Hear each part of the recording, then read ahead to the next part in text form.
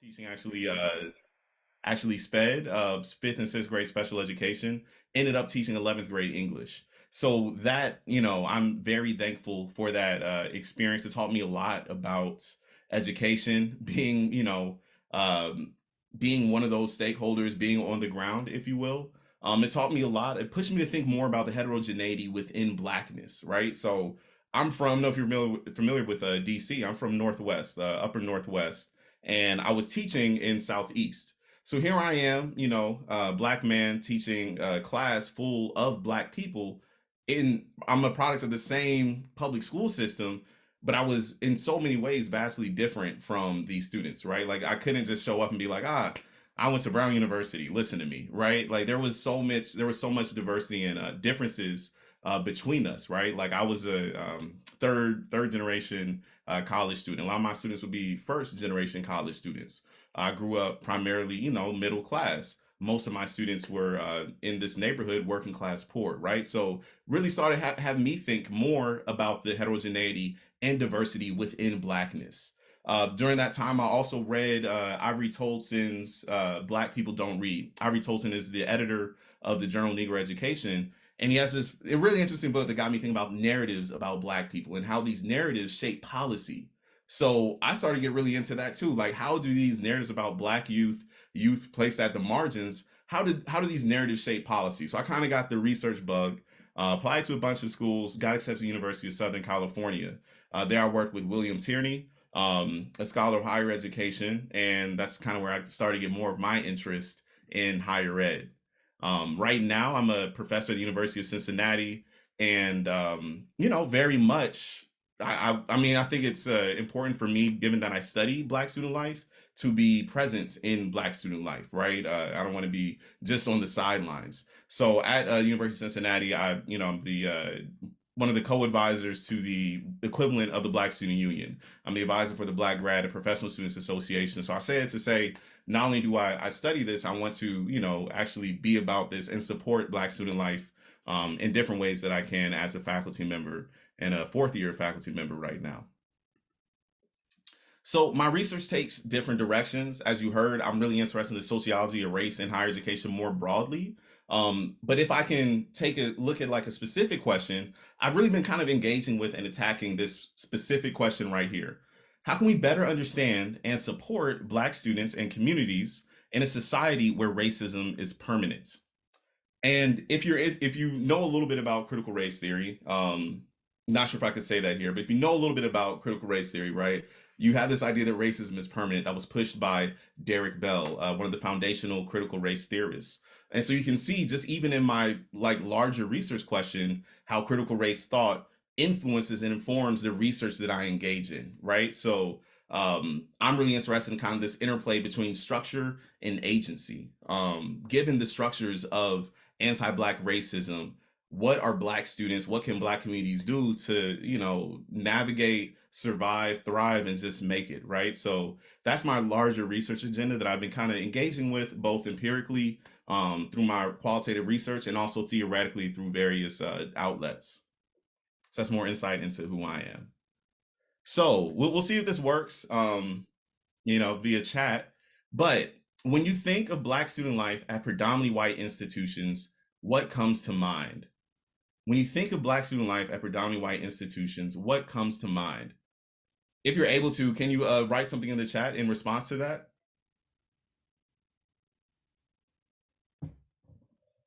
Oppression Olympics,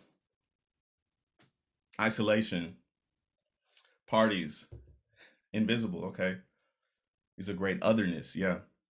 Greek life, a space on campus just to kick it, party life, Greeks, creating community despite the institution. Okay. Anything else? Black students in a group together, right? We think about that Beverly Tatum work. Why are the Black kids sitting together in the cafeteria? Think of sports, perseverance, loneliness, self-esteem, and confidence, problematizing the problematic, resistance. Thank you all so much. Struggle and hardship, right? So when I think of Black student life, and yet feel free to continue to chat. I appreciate it. Deficit oriented perceptions. Yes, right. So we think about all the ways that Black student life is constructed both in research and in the media, right? Like we have like an idea of what Black student life at predominantly white institutions is, or or an idea of that, right? So I think of like policing. So this is actually an image from the end of like this isn't a protest, right? You see all these cops here in LA. This is actually the end, or forced end of a party by predominantly Black party goers for during graduation weekend. So they actually, I guess a complaint was made. I'm not sure, but they called all these cops who came out to stop a party with predominantly Black party goers. Even had a helicopter flying around. At the same time, you had a party with predominantly white party goers completely unbothered, right? And that's just one thing I think about. I think about policing, and this is kind of just ridiculous element of policing here, especially like, can Black people just celebrate and have fun? I think about white revelry, right? I think about what goes on in Panhellenic organizations, SAE, right? I feel like almost quarterly we hear about some white student or white sorority, white fraternity member saying the N word, right? Getting caught on Instagram or Snapchat, whatever, saying the N word, or a non-Black faculty member saying the N word. I think about the ways that racism assaults Black students, right? That we just have to deal with, that almost becomes mundane. I think about our resistance, right? We have this the concerned student movement here at Mizzou, right? When there was this flood of after this, like there was a flood of resistance at various PWIs and colleges across the nation. So I think about resistance and activism. And in so many words, I think about, this book, or how they talked about Black life, Fagan and colleagues, right? It's a useful book because they talk about how, these experiences that students have at PWIs, predominantly white institutions, are not equitable. For a lot of Black students, it's actually agonizing, right? So in this book, in so many ways, they talk about how Black student life at PWIs is agonizing. And that's seen for me when I look at the research about Black students. That's what I hear. I hear about all the different ways that Black student life is agonizing. And that's important to highlight. But if you ask me about my experience at Brown, I'll probably like immediately, right? Like I'll probably think of one of these instances, right? So that's me in the Providence hoodie. I just crossed alphas. Everything I wore was black and gold at the time. I was very obnoxious with it. But you can see me there. I think I'm using like a BlackBerry. For those who are here, maybe you know what Blackberries are, maybe not. But I'm BBMing people to come to this what was a freestyle battle in the Black Residence Hall, Harambe House, right? I think actually in the chat, one of the artists who was featured was actually there too. I don't know if you're here. Um, he said I got washed. I don't remember participating, but I think about these moments, right? These moments of Black joy, these moments of Black congregation in what was seen as a Black space, Harambe House, right?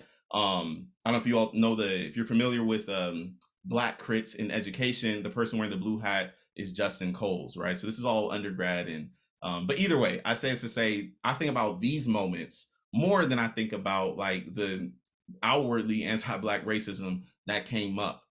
So in other words, I think about the life we made in spite or because of the racial climate.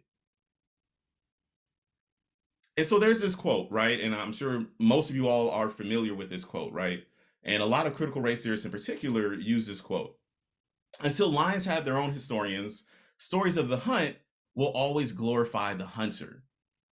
Until lions have their own historians, stories of the hunt will always glorify the hunter. And we can think about this in different ways right now, right? Especially with how history is being told, this revisionist history that's happening with a lot of the curriculums right now, with the anti-CRT moral panic that's happening. People are trying to use history books, for example, to glorify the hunter, right? Those who are in dominant positions. But I think about this proverb often, right? Because as someone who's interested in critical race theory, as someone who's interested in Black thought, Black intellectual thought, we identify with the lions, right? So it's the dominant narrative versus the counter narrative, right? And so I think this is important, and I'm gonna keep going with this kind of proverb. But as I've progressed or developed as a scholar, as a thinker, I thought to myself, thinking about this same proverb, what other stories are there? Is there more to the lion's life than the hunt? So by that I mean, like, if our lions only important, right, if it's in relation to a hunter, right? By that, it could, to expand this metaphor or proverb, just thinking like, okay, what about did the lion live with a pride, right? Were they by themselves? Were they loners, right? What did the lion like to do for fun? Did the lion have dreams? That type of thing. But either way, I want to think about just this focus on the hunt, this focus on resistance to racism, right? So again, I really appreciate this proverb. Proverbs can do but so much, but I think it's useful to problematize it and think about how this approach to of like or this binary between resistance to racism and racism, how that even includes our thinking. So as someone who's interested in sociology of race and higher education, I was like, okay, how do people talk about Black student life at predominantly white institutions beyond their experiences with oppression, right? We learn about racial battle fatigue, which is very important. We learn about people feeling othered. We learn about racial microaggressions. We learn, about the lack of sense of belonging that Black students are made to have on these campuses as they're alienated by different structures and their non-Black peers. And this stuff is super important to highlight, right? But if we're just talking about the multitudes of Black student life, the day by day, right? And think about that picture I posted with me and my buddies in Harambe Residence Hall, right? There's more to Black life, I'd say, than experiences with oppression. But if you look at a lot of the books or journal articles that are about campus life more broadly, there was kind of an absence. For me, I noticed an absence about what Black students did on campus. So I don't know if you all are super familiar with Twitter, but I made this meme. And here again, continuing this lion kind of metaphor, that's this through line. Just thinking about, Lion King, right? There's this meme. And Mufasa's talking to Simba, and Mufasa's like, everything that the light touches is campus life, right? So imagine me with a baritone voice. And Simba says, what about that shadowy place over there? And Mufasa says, that's what Black students do on campus. Put it in a diversity chapter or future directions. So this is a real tongue-in-cheek way of me thinking about my research agenda, right? I'm saying that oftentimes when we think about campus life, for mainly for people who have been writing about campus life, we don't learn much about what Black students do because they're kind of consigned to, oh, we should also check out what Black students do in a later piece, right? Or Black students, through the lens of campus life, are only deemed important if they're talking about diversity, if they're talking about race and racism. Rarely do we really get to understand what the day-to-day experiences of Black students at PWIs are by way of research. So that, in a lot of ways, is kind of like that's my intervention to this body of work. And I think this is just a lovely quote. I always find a lot of inspiration from other scholars. These are from the scholars who kind of postulated or theorized the theory of Black placemaking, and say social science scholarship on Black urban communities so rarely captures the life that happens within them, and thus the matter of Black people's humanity. So for all of you all who are doing research, I want you to think about how and in what ways Black people are and Black communities are constructed, right? When do we hear from Black people in Black communities? Is it only to talk about racism? Is it only to talk about resistance to racism? Is there more to Black life and Black student life than racism and racism's residue? So that's a lot about me. That's a lot about like my kind of what brought me to this book. So what about my actual book? What about the work that I did? I'm going to use pseudonyms here, and I call the university Westside University. It's a historically white institution and has a very small Black population. I think the general of the undergraduate population, it was probably like 6%, anywhere between 6 to 8%. Very small Black population. It was understood as a selective school, maybe even an elite school. And the School of Engineering, which I will call Caldwell, was only 2% Black, right? So the School of Engineering was even a more marginal Black population than the larger school body, right? And what makes, I think, Westside University uniquely interesting for the School of Engineering is that it's technically a majority non-white student population. So you think about that, right? If the School of Engineering is majority non-white, as some would say, majority minority, Would that make this university or this school of engineering more welcoming? So these are some of the things I wanted to figure out in my work. So what did I actually do? I did what's called an ethnography. I followed around black engineers, black engineering students for just about a year. And doing the ethnography, really want to try to understand the culture of a group or the culture of an institution. So I wanted to understand how black engineering students at a PWI, historically white institution, navigated this campus, right? And understand the culture, what it really meant to be a black engineering student at this school. So first, I actually spent time in the archives. It was my first time doing any type of archival research. So I went through over 60 years of issues of the West Side magazine. Within this magazine, of like this university magazine, there was a section just for the engineering school, a pretty hefty section. So I went through each of those kind of magazines to see what, if anything, was said about race, gender, identity in relation to engineering. And just to think about access, right? How was I able to spend a year with Black engineering students, Black undergraduates, right? I was granted permission from NSBE, the National Society of Black Engineers, the NSBE chapter at Westside University, right? So I went to their executive board and I was like, hey, this is some work I'd like to do. I want to learn more about your experiences as Black engineers at this school. And they're like, yeah, you can totally come to our meetings. So I ended up going to a lot of the general body meetings for anyone who came. They happen weekly on Mondays. And I actually went to a lot of the executive board meetings, which happened on Sundays, because I really wanted to get close to the topic, right? I also became a dues paying member of NSBE. They were really intent on like, hey, you're coming to all these meetings, you got to be a dues paying member. So they gave me a lot of grief about that. So interviewing, I did a lot of interviews, did 113 interviews. I mainly interviewed undergraduate students. I also interviewed, I think, 9 Black graduate students. I also interviewed faculty and staff who were willing to chat with me.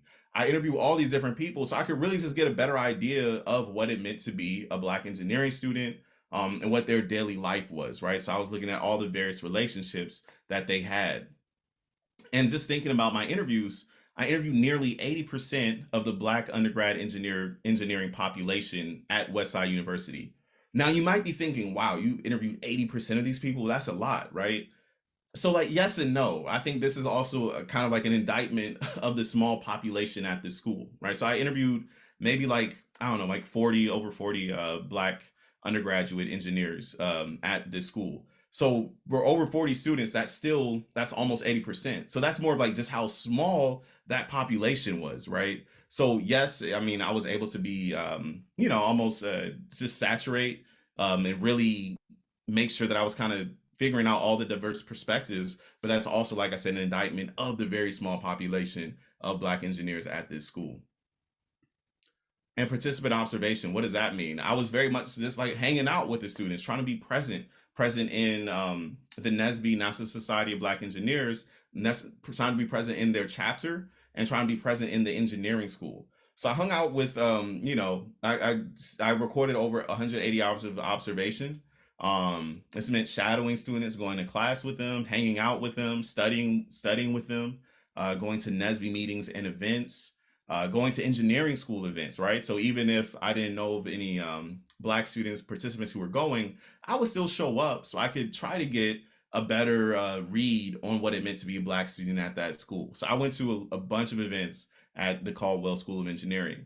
And I include this bit about me having NSBE dad status. So what does that mean? Um, a lot of the students in NSBE ended up calling me NSBE dad, which I was like, I was like, whoa, I'm only like 25, 26, like relax. Like, less than 8 years older than probably the youngest student. But I say that to say that's how close I was to the topic, right? I was often the like soccer dad of the group, right? If we went laser tagging, for example, and I was here like driving students to and from the laser tag place. So I say it to say I was very close to the topic. I'm still friends with a lot of the participants right now. I was able to send the book to kind of like the focal participants too. So very close to the topic, and just wanted to mention that so you can actually get a read on what I did for this work. So when I'm thinking about this book, how I wanted to approach the book, and just this work in general, I thought about myself as a tour guide. And I thought about where typical tours start. A lot of tours, if you're going to a college campus, where do they start? They start at the student center. They start maybe near admissions. But for my book, for this tour, I wanted to do something different. So I started the tour intentionally in the Black community. And I divide my book into four different parts or four different social worlds. I say I mean, there's obviously more social worlds than what I highlight, but these I think were the pronounced ones for my work. There was the Black community, Black campus community as a social world. Then there was the Black engineering community as a social world.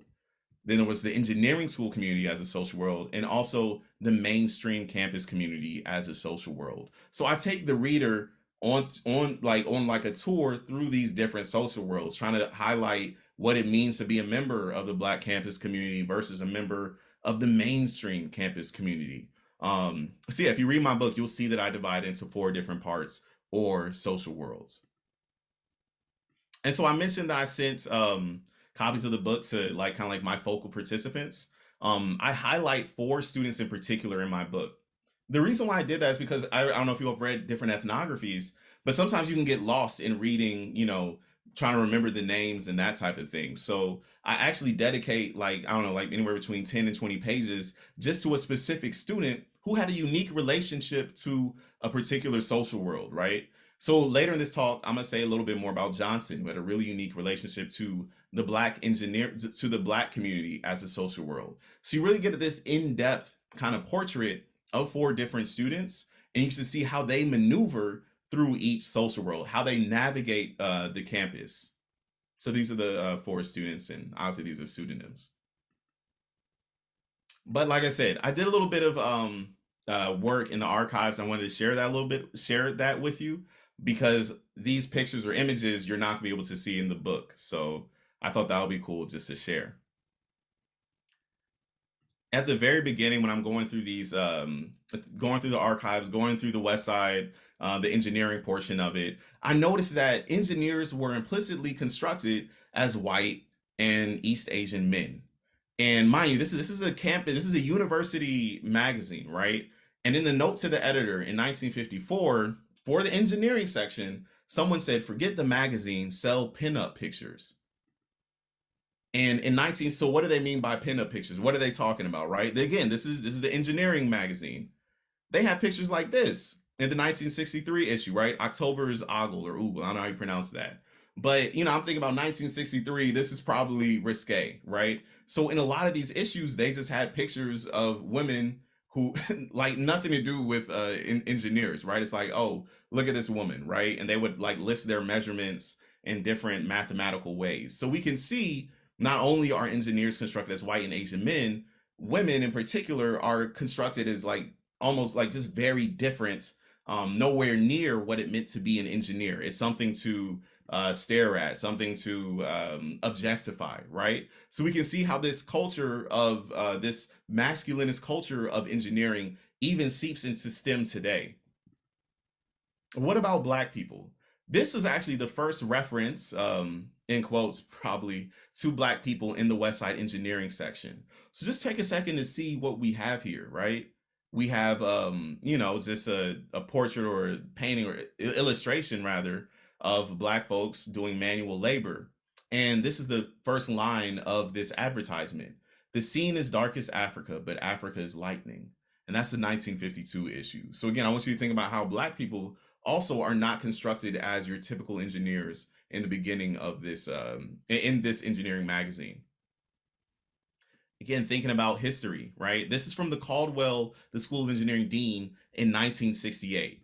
And I want to read this out loud because I think it's very yeah, it's still I want you to think about different ways folks in STEM or whatever the career is try to blame pipeline issues, right? So this is the dean in 1968 kind of talking about pipeline issues. "We simply don't have across the nation as a whole more than the tiniest trickle of Negroes and Latin Americans coming into engineering schools. And this has been true for a very long time." So in different fields, we hear about these pipeline issues. And this happens in 1968. We have the dean complaining about it, almost lamenting the fact that there aren't enough black students at just to come to this school, the West Side. But let's put this in context, right? If we really think about it, there were six historically black colleges and universities who were producing the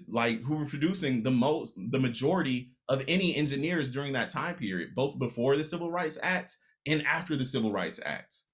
So, again, I just want to kind of trouble this idea of pipeline issues, but also point to the fact that leadership has been using this pipeline issue as a crutch for decades upon decades upon decades, and they've been wrong upon decades upon decades upon decades. So, 1968, real quick, why do you think that was the first time the dean mentioned black engineers, right, in this magazine? What happened in 1968 that you think motivated the dean of engineering to speak about black engineers?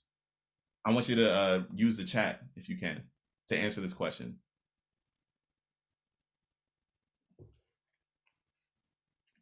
What happened in 1968 that motivated someone to talk? Riots. MLK was assassinated. The murder of MLK. Yeah, exactly. So the murder of MLK, it took MLK's assassination and these riots to happen in order for people to start talking about race, and blackness in particular. So again, to put it in context, this is decades after the first engineering students actually graduated from the West Side University. And during that time period, we think about how many black students were even enrolled in 1968 at Westside University within engineering. Zero students, right? And that's from the mouth of the dean. He said, right now we have a straight zero when it comes to black students. So again, I'll show it to just provide more historical context about these issues and show how, yes, things have changed, but in so many ways, things stay the same. So again, WSU had zero black engineering students in 1968, but black engineering students were graduating from HBCUs at the same time. And what are we supposed to make of this, right? At the end of the day, this is kind of like the point I want you to think about. Black students and other people of color have always been interested in technology, engineering, STEM, etc. The problem is not black students, right? When we think about this pipeline issue, it's that schools and universities have not always supported these groups, right? It's an access issue, it's a will issue, it's not an interest issue. So, with the remaining time that I have, I want to highlight just a few aspects of the book. And again, I want to talk about the Black community as a social world in particular. And one of I talk about tensions all throughout my work. I talk about tensions. And one of the tensions I highlight is, the question, is it possible to feel included yet excluded on the same campus? Here's a quote that I think again is useful to help me think about studying black communities. And again, why I start with the black community as a social world as opposed to different communities. That's E. Franklin Frazier. He was the first black president of the American Sociological Association. So his thinking also shapes kind of like the thrust of my work in centering black places, centering black communities. And here, obviously, he's talking about pre civil rights, but I venture to say the same thing happens on campus communities, right? And I did find a lot of that in my study, in my book. So I don't know if anyone knows what dance that is. This probably isn't the best gift, but that is the Millie Rock, right? Um, I still practice the Millie Rock. I mean, I can't quite get the footwork down myself. But why am I talking about the Millie Rock, right? And I'll read just a short passage. Right, this is from one of the students, Johnson, who I talked to, who had a very unique lean with it, who had a very unique relationship with the black community. And this is kind of this scene that I'm going to read about was at a black. It turned into a black function. This was a midnight brunch that happened at Westside University during finals. Obviously, this brunch is for everyone, but black people came out almost in droves to come together on the same night. So this midnight brunch at the university became a black event. Johnson, the student, black engineer, came with like a Bluetooth speaker and was almost like the DJ, right? So I'll read just a quick passage from the work. When Johnson played the song Millie Rock, he left his post of DJ and did his own Millie Rock. The key is in the footwork, he once told me. For almost 30 seconds, the spotlight was on him as he expertly milly rocked, whirling his arms and rotating his body with speed, precision, and an improvisation that had a hypnotic effect. For that moment, he was supremely confident. The students roared with like excitement. For that moment, he was in control of himself and in control of the community he so cared about. So I was at this, this event, and I was able to kind of just notice this. And what made it very impactful is because for Johnson, he didn't feel connected to the campus in many other places. He felt connected through the Black community, right? If you ask him about his connection to different organizations, to the engineering school at large, to the Westside University at large, he would say he felt like he didn't belong. But it was because of his heavy participation in the Black community that he felt comfortable in a culture that he described as one that hurt him, right?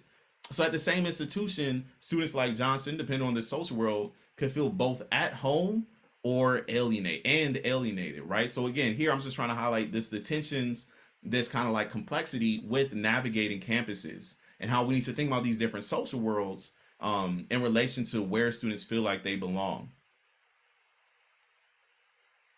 And here I just want to share a quote by W.B. Du Bois. Again, thinking about the prominence of Black communities, Black places. And he says here, the Harvard of which most white students conceived, I knew little. Yet Du Bois was not clamoring to join white student life. Rather, Du Bois was, in his words, voluntarily and willingly outside its social life, explaining that he was encased in a completely colored world, self-sufficient and provincial, and ignoring just as far as possible the white world which conditioned it.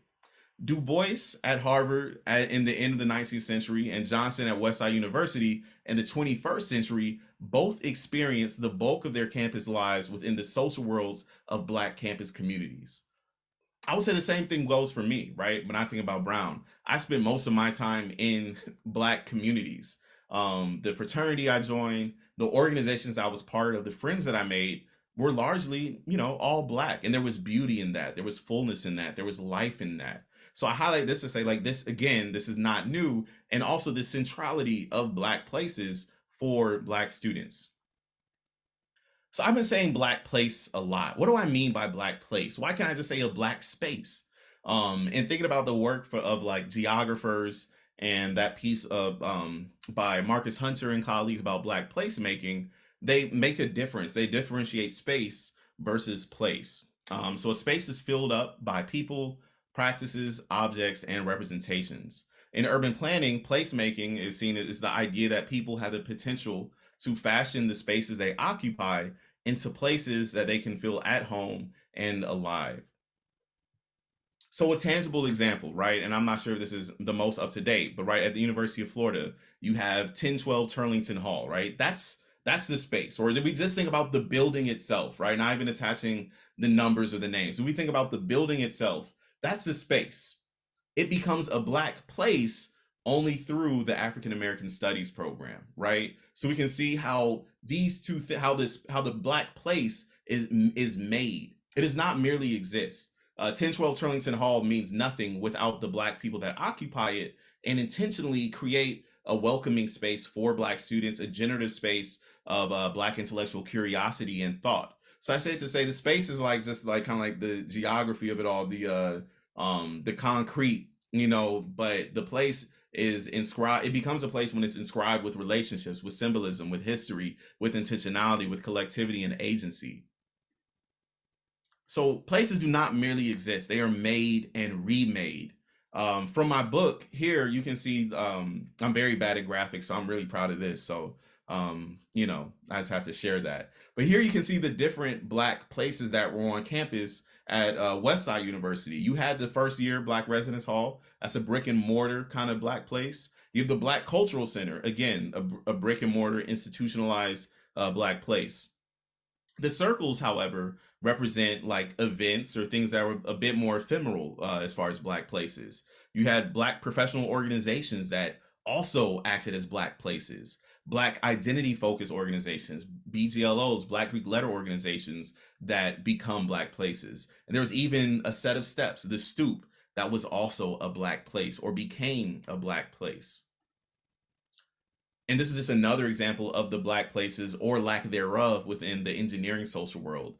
As you can see here, if you look at this chart that I have, or this table, this figure rather, black places or places for engineers were all over the place. So the sociology building, the political science building, it mattered more that black engineers came together intentionally to create a space for themselves. So here you can just kind of see the dynamism of black places and also the lack of a concrete space for black engineering students at Westside University. So I want to talk a bit about the complexity of black places, especially at PWIs. So first is just like the ephemeral nature of black places. At Westside University, there was a stoop, right in the student center, right? It was just they called it the stoop, but it was just a set of steps, and these are just steps. But when black students came together and when they congregated here, those set of steps were no longer just steps; they were the stoop, and it was a black place of congregation where music was played. It was like the front porch, right? Folks just coming and talking, catching up. It was a space of joy, spreading gossip, all that, right? But here you can see kind of how like just a regular place, a regular space on campus becomes a black place, even if it's just for an hour. You have the digital, and I know we're thinking more about this now during the time of COVID, especially and virtual learning. So one person I interviewed, a staff member, said that the stoop, thinking about those steps, she was like, it's less about the stoop now. She's like, the stoop is now on social media. The stoop is Instagram, it's Twitter, it's GroupMe. These are also black places,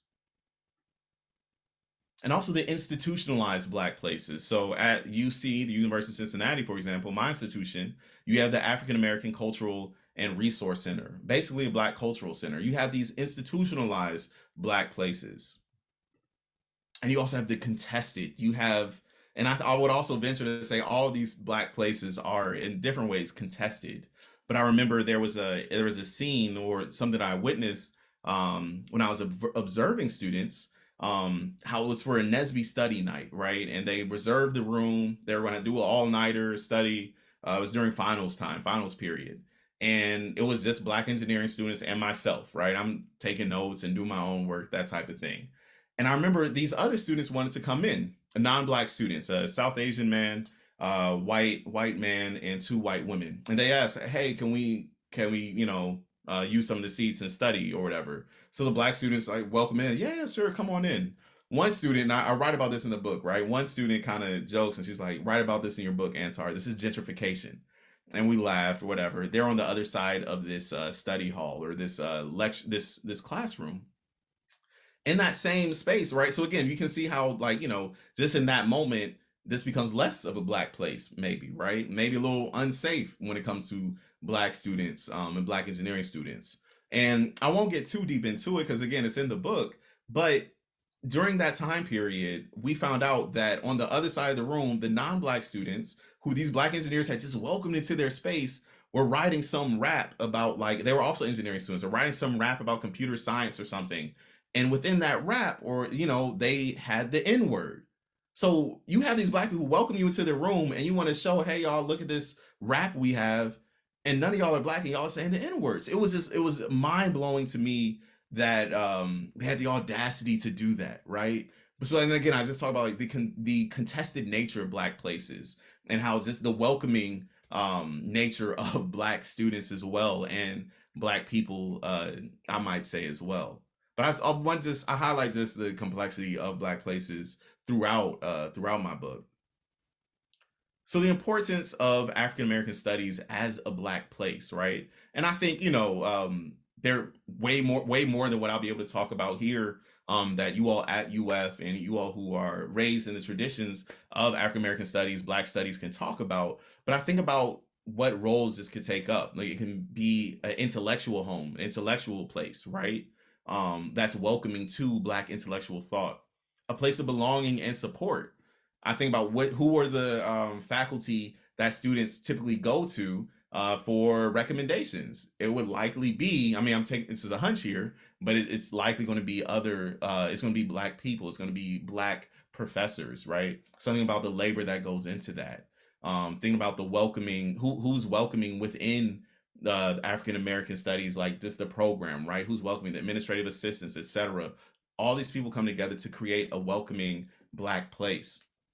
It's also a counter space in relation to the university. And I'm thinking right now, like, what role, and obviously I don't have the answer for this, but I'm thinking, what role does African American studies have right now, this unique moment where we're getting these sanctions about anti CRT, let's not talk about race, anti woke, whatever, right? What role does African American studies as a Black place have to play right now, as an intermediary kind of within the institution, but not of the institution, right? So again, think back to how I said that Black places are contested spaces. Think about the so I have no answer for that, but I'm thinking about how the how Black places such as AFAM programs will evolve as the times change, and also potentially just a place of joy.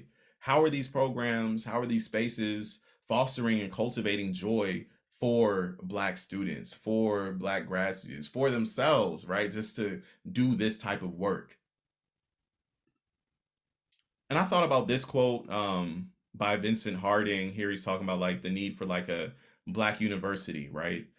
Vincent Harding, the historian, did a lot of work with and on Dr. Martin Luther King Jr. And he said, an embattled, colonized people need liberated grounds on which to gather, to reflect, to teach, to learn, to publish, to move towards self definition and self determination. Some of these grounds may be in the heart of the contemporary white controlled institutions, but there are far fewer grounds in such places than we would like to believe. The vast majority of Black institutions we need are yet to be born. To live in the truth is to join the process of that birth, of that building. So is that, is that the role of African American studies, right? Is that the role of Black Cultural Center? Like, what does that space look like? And this is a question I grapple with, and I think we all should grapple with, right? What does a Black university look like, even within the context of a predominantly white institution? How can we build towards it? Is it possible within a PWI context? So that's me actually in the brown, with a stronger hairline back at brown. But I have just questions, QTNA questions that need answers, right? So one thing, Black places are not a given. Who sustains Black places? What labor goes into maintaining lively Black places on campus? And this goes for AFAM studies, or University of Florida in general. But I think it also applies to it applies to any PWI, any institution. Black places are not a given. It's labor that goes into it. So I think it's important when we think about the health of Black communities, of Black places, that we think about the labor that goes into maintaining them and recognizing that labor. Black places are dynamic.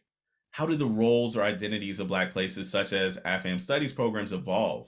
How will Black places at UF evolve and respond to this current moment, this politicized moment? Like, what is in the realm of possibility? So I think it's also important to realize the dynamic nature of Black places, and that they do not, an AFAM studies program in 2022 shouldn't be the same as the AFAM studies program in 1980, right? So I think we also need to think about flexibility and dynamism. And lastly, how do different members of Black places understand and contribute to its existence? Who is marginalized within the margins? Who matters? I think about my own work, right? I think about, I want to study Black communities at PWIs. So I've interviewed Black students, I've interviewed Black faculty, I've interviewed Black, administrators, higher professionals. I realized I wasn't interviewing the people who kept my classrooms clean, the people who took out the trash, the people who who the people manning the cash registers, right? For when I grab coffee, people in the cafeteria, right? So I realized for me, right, I want to make sure that service workers to different extent, like janitors, cafeteria workers, all these Black voices are elevated in my work. So that's one of the next things that I want to do, making sure that I show that their experiences in higher education, although in a different way, matter too. So that's kind of like the next iteration of my work, I think. Oh, I just want to thank everyone for their time. I think I'm at, 40, a little bit over 45 minutes. So thank you all so much for engaging with me. Thanks for participating in the chat. I really appreciate it. I know that can be awkward sometime, but yes, well, thank you all for your attendance, for engaging, and again, thank you University of Florida, the African American Studies Department for inviting me. Well, thank you very much, Anto. This was outstanding. I got that $20 in the mail about my program coming to you. Don't tell anybody, but pretty much. Oh, Dr. Mcgriff, you want to say a few words before you have to leave? Thank you so much. That was really, really good research, and I'm going to grab your book. Is it on Amazon? Yeah, it's on Amazon, but if you go on SUNY Press right now, you can get it for half off. So I would recommend going through the publisher. Okay, I've got to rush to a sorority meeting. It's my Deltaversary. So I'll talk to you later. Thank you for inviting me. Congratulations.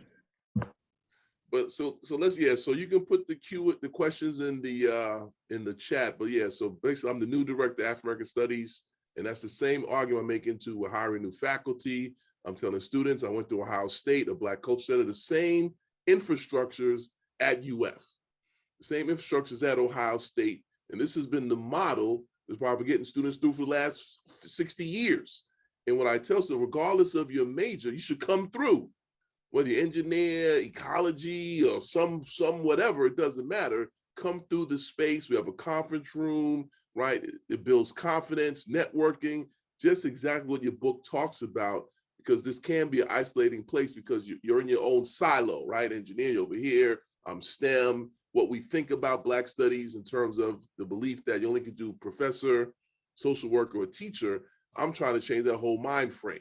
There really is, it's a deeper argument coming through here about your confidence, networking, other ways to make your experience, as you said, not just reacting to racism, but as a authentic experience. And I agree with you also about not avoiding the monolithic Black people, right? Black folks have never been monolithic. There's also space where the first gen, second gen, third gen, no gen, I really don't care. You know what I mean? Come on through and let's kick it, So let's see if we have any questions in the chat. A lot of congratulations, a lot of claps. I think I saw one. Let me get it. Okay. Does placemaking primarily in relation to majority non-Black places? Is Black placemaking produced in parallel ways at a Black university, for example? That's a great question, Dr. Jenkins. Thank you.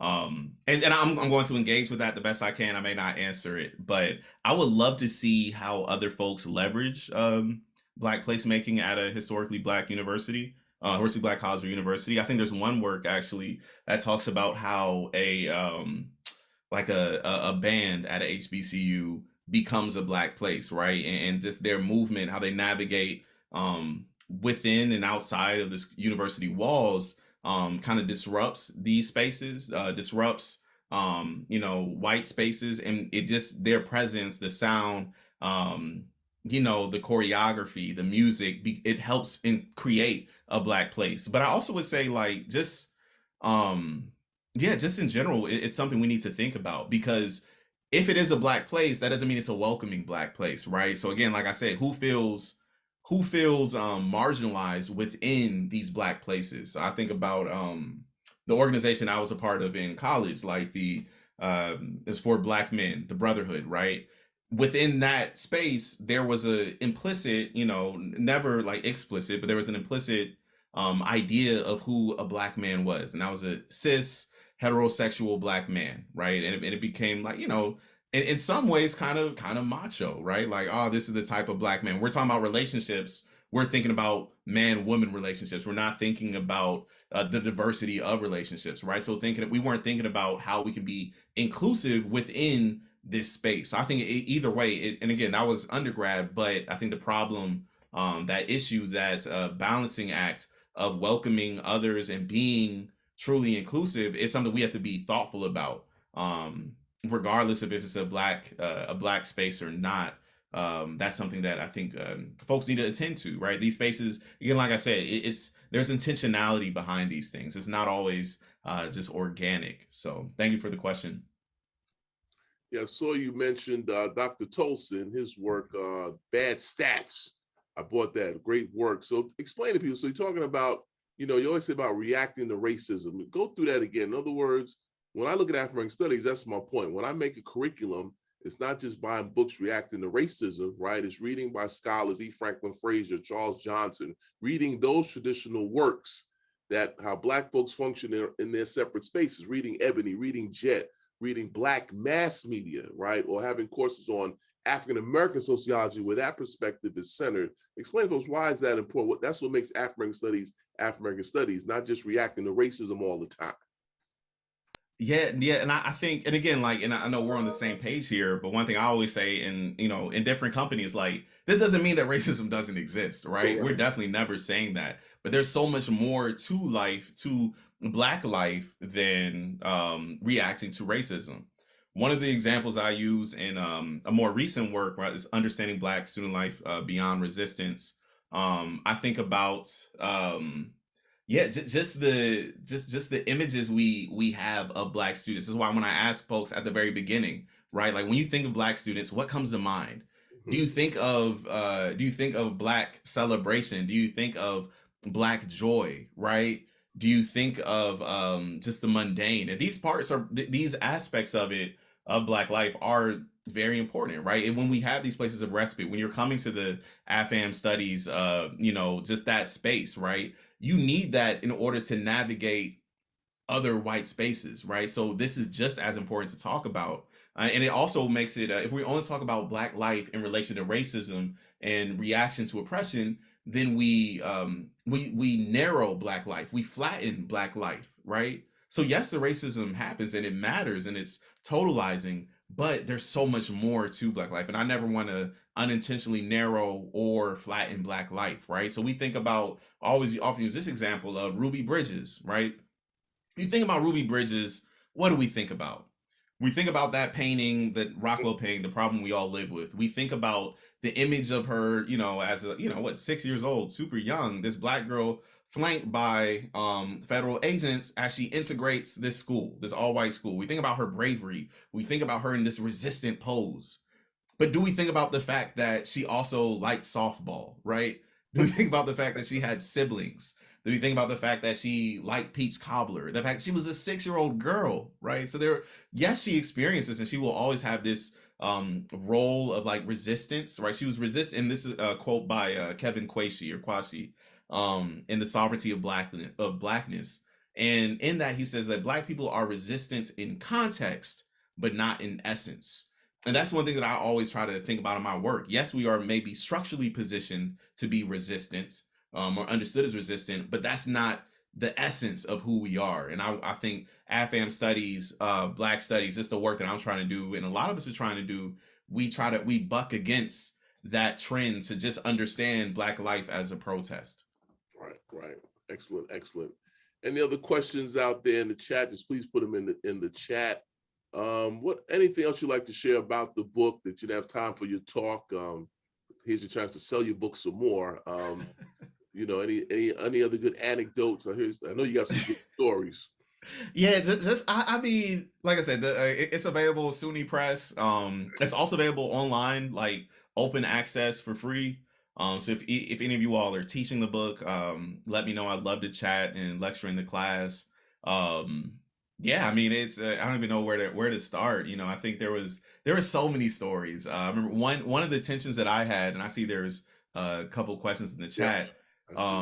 But one of the things that I thought, or one of the things that I struggled with when I was doing the work, was making sure that I didn't place my my thoughts on the students, right? So there were instances where I was like, "Oh, this is racist," So that I was like, "Yo, you good with that? Like, you okay with that?"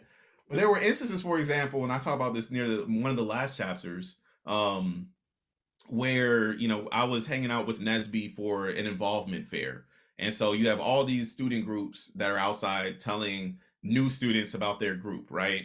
Really, it's a cool event. Everyone at Westside University is there. And very close to the Nesby table was a group of, Asian American students, right? And it's like they happen to be all Asian American, but it's like a dance group.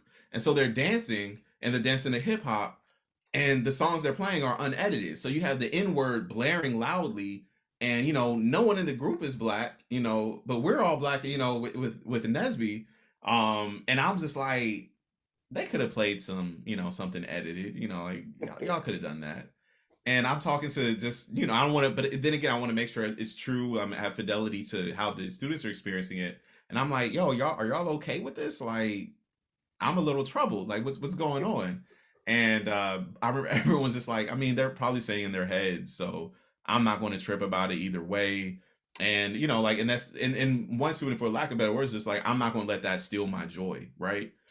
So in that, in me not imposing my own belief, I gained greater insight to how Black students are able to navigate, like, just the agency, the resilience, and just I think just the depth of understanding of not only racism but living a fruitful life in spite of racism. So I'll stop there. But Here's a question. All right. I really appreciate the usage of the phrase permanent racism in describing the ailment with which PWIs are afflicted. In mixed company public discourse, the collective dialogue is about overcoming the ephemeral grip of racism.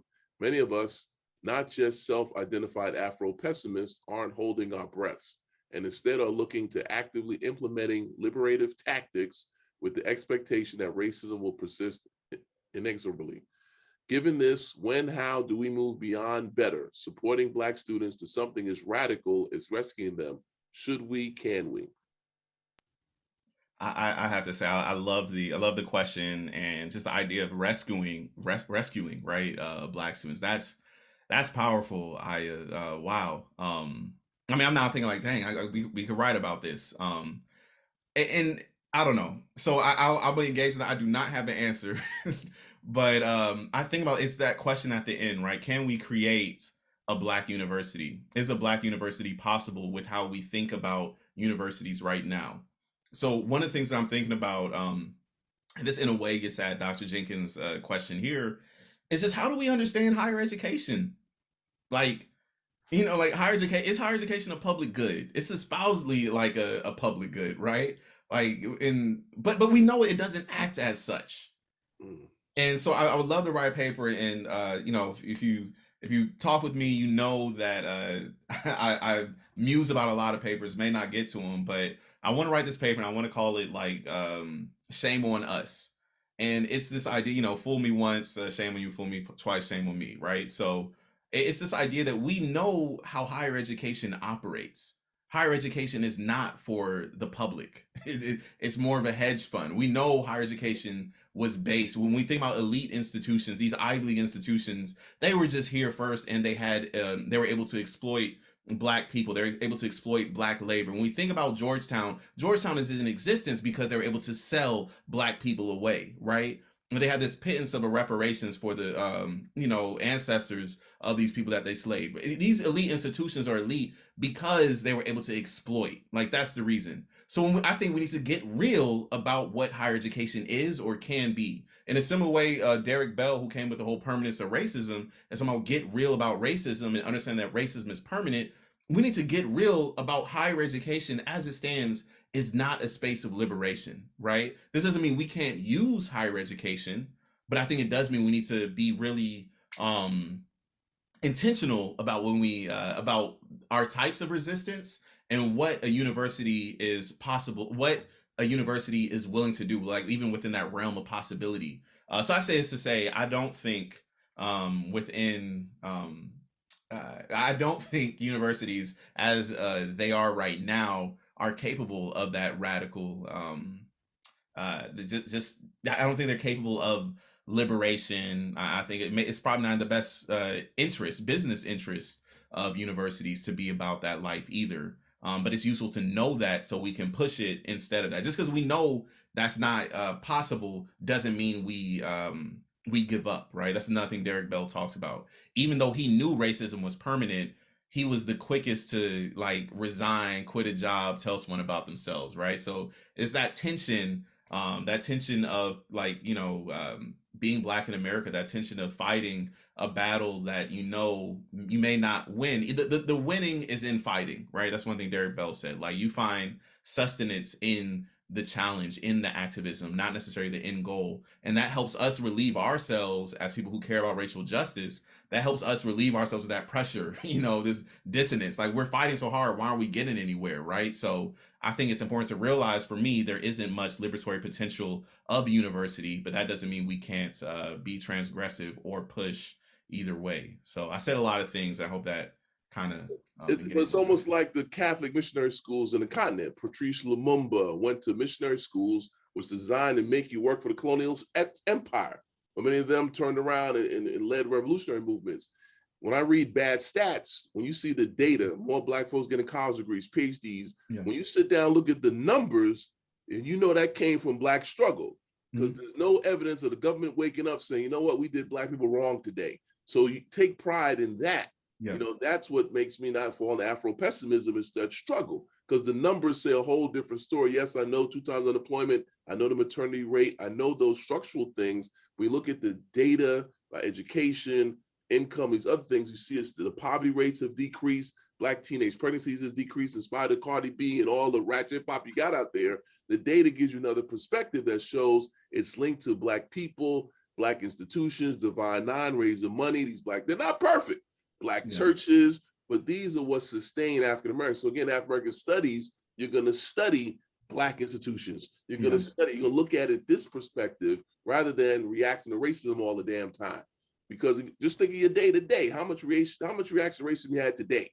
Think in your life on a daily day. When you really think about it, some days you're sliding through, right? Every day you're not getting pulled over by police. Every day you're not encountering somebody acting up in the store. When you really think about it. So that's why African American studies is so important. And that's why it's all about perspective. We say African American perspective, that's what we're talking about here. So for students that are out there, whether you're STEM, I don't care what major you are, you need to start coming through, taking these courses, come kick it over to African American studies, where the not the space, where the place. Yeah, Black place. I appreciate that. Here's a question from Dr. Jenkins. What's next for your research? What other projects are you venturing into? For sure. Yeah, thank you for the question.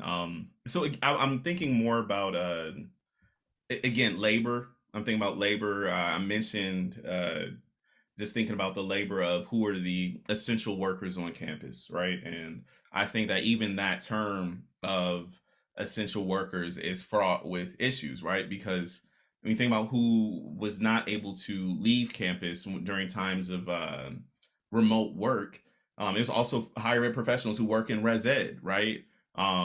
Someone who I just interviewed he works with IDs and keys, but he's also technically an essential worker, a Black man. So I'm curious about like essential workers on campus. What are their experiences, their race and class experiences? How do we construct and understand them in relation to higher education, and learning more about kind of like the sciences of higher education and sociology, for that matter, of these pivotal members of the Black community within the educational space, right? So I'd like to do more work on that, and just thinking more about labor in general, Black student labor, whatever, however we think about labor, whether it's the work of AFAM studies, right? The labor that it takes to put together a welcoming environment, that you don't get compensated for, right? That's labor. So I really want to think more about how we study Black students and Black community experiences in higher education through a lens of labor. So that's where I think my research is going next.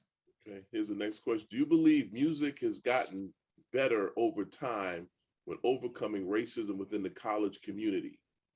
That's an interesting question. So I'm not. I think music is responsive, right? I still kind of harken back to. I'll respond with this, right? It won't be a clean answer to your question, but I will say we can find answers and hints within music, whether that be hip hop, whether it be the blues or jazz. And I find inspiration in music too, right? Through resistance, whether it's like a song that people attach to like resistance or protesting, right? So at my last chapter of the book, I call it like sociology and the blues of campus life.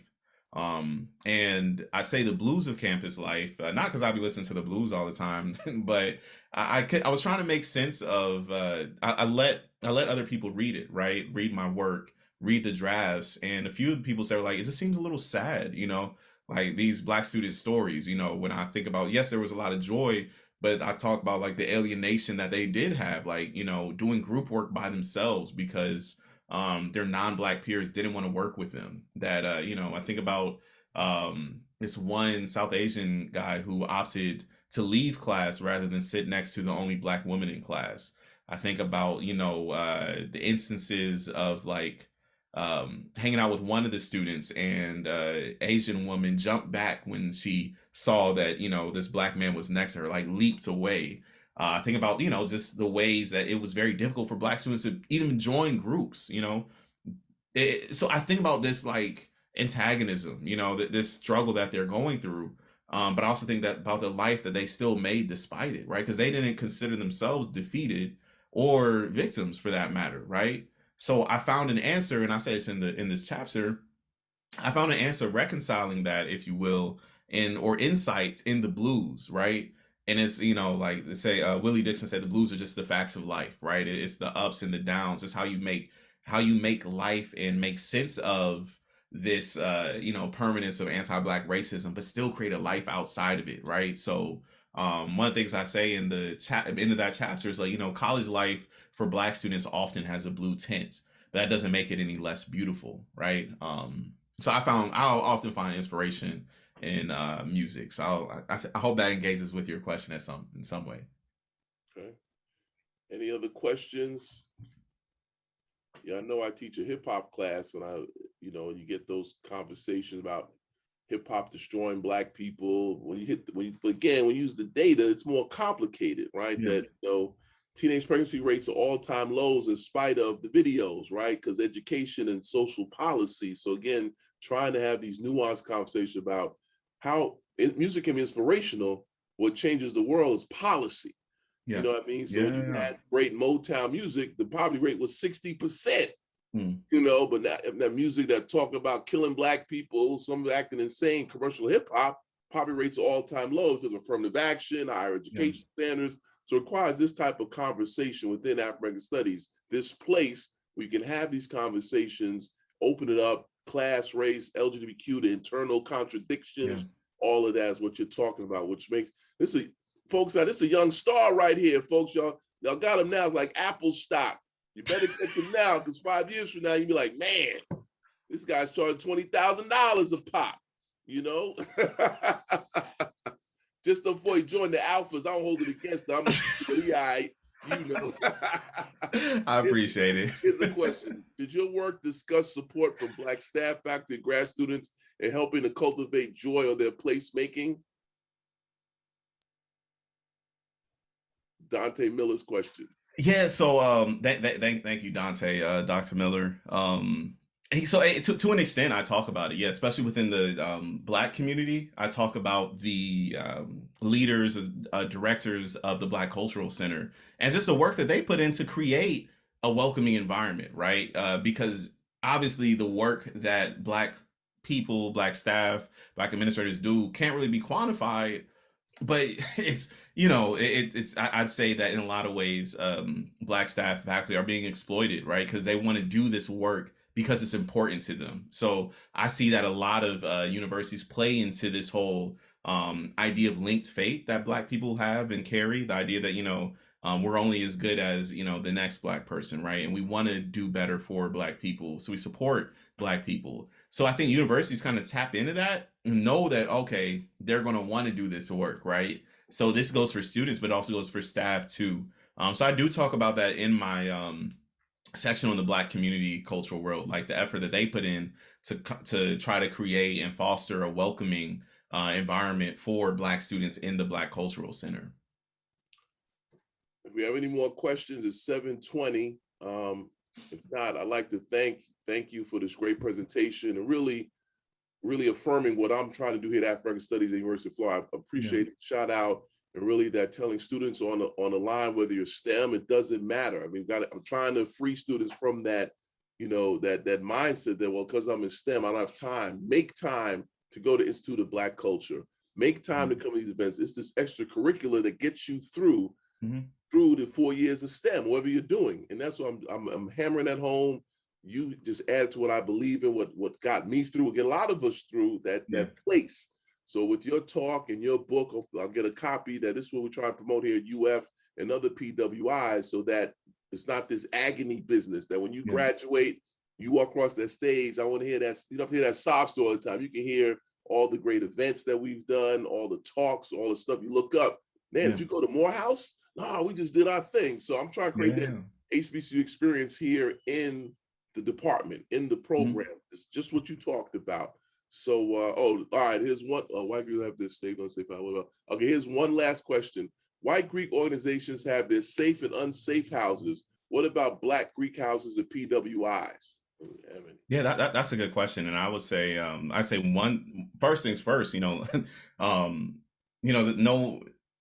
Black. I think that there are a lot of issues within Greek letter organizations. Period. Right? Like there is misogyny, there is transphobia, there is homophobia within, I think, Greek letter organizations wholesale, and I don't think Black Greek letter organizations are exempt from that at all. At all. Classism as well. Think about how much it costs. I mean, granted, chapters do things differently, but there are issues within all these organizations. So I will say that, yes, and colorism too. Yeah. So I say to say it's important to name these things, and I think also within, when we think about Black places, we're able to acknowledge who is marginalized, alienated, or who even experiencing violence within these Black places, right? But we can see that when we're centering Black places. So that would be my response to that. Like, we first have to center Black places so we can highlight these experiences of people who feel unsafe in Black Greek houses at PWIs. But I would also, just as a point number two, I'm also curious about how many PWIs have dedicated spaces for Black Greek letter organizations, right?